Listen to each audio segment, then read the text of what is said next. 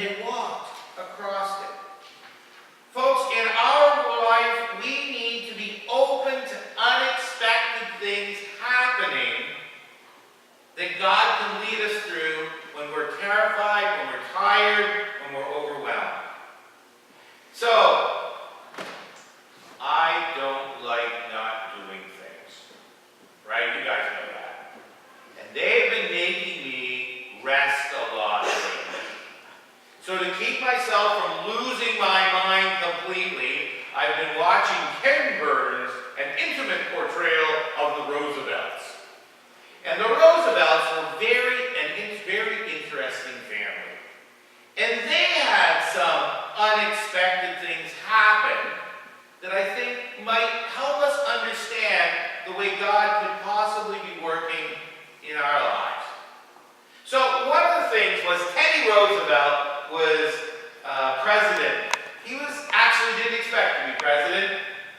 Back in the late 1800s, early 20th century, if you were a vice president of the United States, it was a dead-end job. You were never going to become president. It was ceremonial, and he was very disappointed in being chosen vice president. So when President McKinley got shot, he was off hiking in the mountains with his family, and they had to go and find him to get him to come in and become president of the United States. And once he was president, he was not passive. I don't think any of us were alive anymore when Teddy Roosevelt was president, but he was one of the most popular presidents the United States ever had. And he was, well, the story is, when he walked to his office from the house he was living in Washington, or in the White House, to his working offices, the secretary had trouble keeping up because he was a driven person. And he tells the story about how opportunities would just show up. He knew that for the 21st century, the United States to thrive, they needed to transport things back and forth. They had the railroads, but there was lots of costs with that. If they could ship goods around through the water, they could increase their economic potential. And the Panama Canal was not yet built. The French had started building it, and it didn't work. People got sick, the company ran out of money, and the people of Panama, who were at that point part of Colombia, wanted their independence. And so they sent some people up to Teddy Roosevelt and said, "We'd like our independence." He goes, "The United States is not an imperial power." And they said, "What if we had a revolution? Would you support us?" He says, "Well, we had a revolution." And he was silent. So when the Panamanians had their revolution, it just so happened the Americans had some ships in the harbor. Hit the next slide. It'll come. Here it goes. And when the troops from Colombia went to, that didn't defect, were getting ready to battle, the American troops came off the ship and surrounded them, and they got recognized. And suddenly, this is where the U.S. term gunboat diplomacy came from. Teddy Roosevelt sort of recognized them, and they were a nation. And in exchange, they said, "Hey, you want some land to build the Panama Canal on?" And they leased it to them. And this is where the phrase comes, "Speak softly, carry a big stick, and you will go far." It's an African proverb. And what he did was he took advantage of an unexpected opportunity, and he moved forward. Now, you can talk about the morality of it all, but that's the opportunity they took. In complete contrast, Franklin Roosevelt was president during the Depression. Now, I asked this of Carol, I'm going to ask it. Does anyone here actually remember the Depression? Yeah, no, it used to be everybody. I mean, my grandmother's will tell me stories about the Depression and how challenging it was. But they would speak soft. Hit the next slide. Oh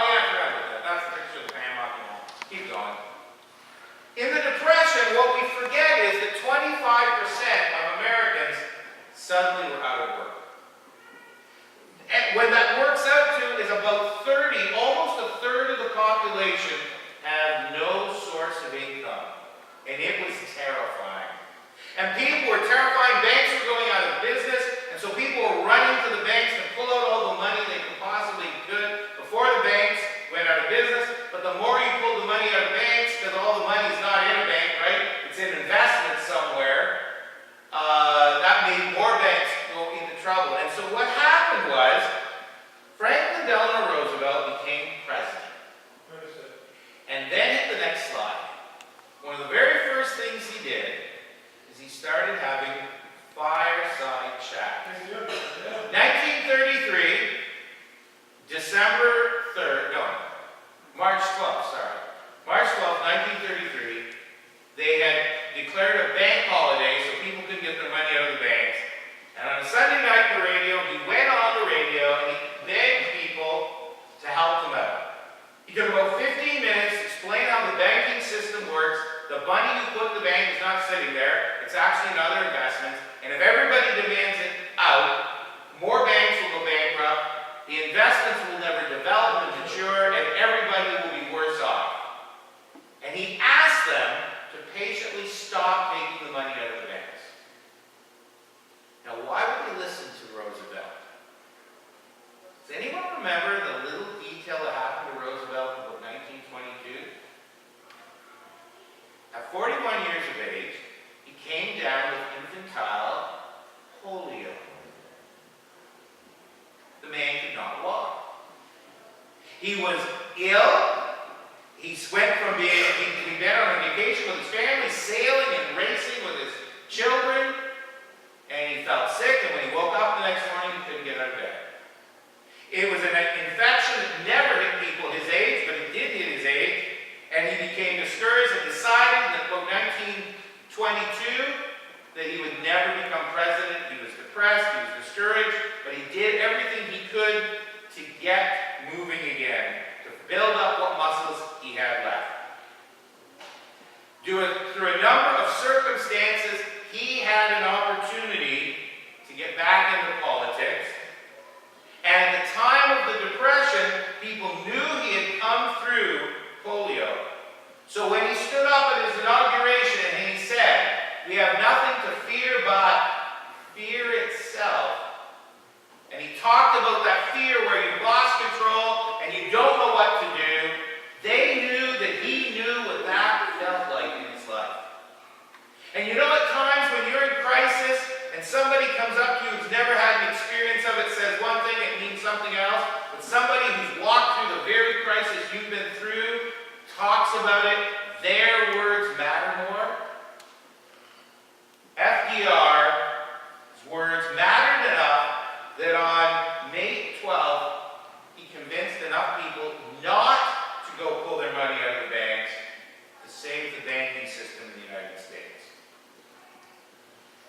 He was at the right place, at the right time, with the right life experience that people trusted him. Now, why am I telling you all this story? Many times in our lives, we don't seem to see waters parted like at the crossing of the Red Sea. But there are times when the right people and the right place do things that cause us to have opportunities to do things we never thought possible. Interesting, while listening to it, if you ask FDR or Teddy Roosevelt about the timing of them becoming president and doing the things that they did, they would say, yeah, we did our best, but they also believed that God had put them in the right place at the right time with the right life experience. Folks, when we face overwhelming situations, when we don't know what to do and we're full of fear, the Bible tells us to trust in a God who loves us. And I can't stand here and tell you how unexpectedly he's going to create a way through, like he separated the waters in the story that we read today, because I don't know what is uniquely going to happen.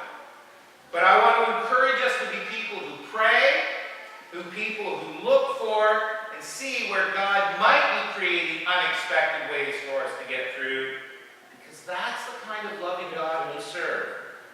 A God who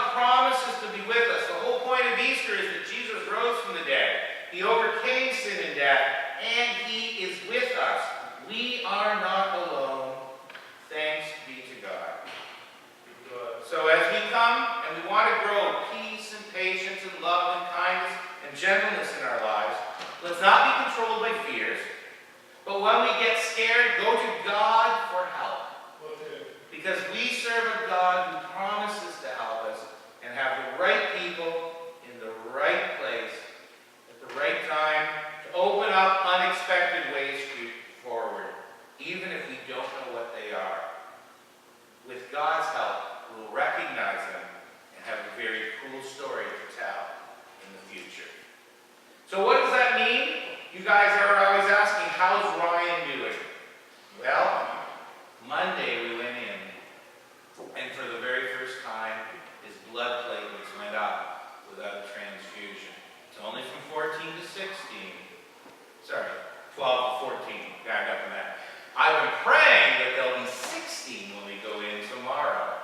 I don't know whether they will or not, but his hemoglobin also jumped a bunch of points up to 100, the highest it's been since he's sick, and he had more energy. That's why he's not here. He's been off playing at a workshop yesterday. He's off in Troy today to church, and then he's doing some other stuff tonight. But I don't know what his future is going to be, but I do know that there's a God that's going to lead. Yeah. Let's pray. Lord, we thank you that we are not alone. As you lead us individually, together as your people, through the unique, challenging situations that each one of us may be facing, guide us with your grace, your wisdom. Help us to be humble enough to take your direction and correction when we go the wrong way, like the Israelites who complained about leaving Egypt and wanting to go back, but also give us the wisdom to trust you into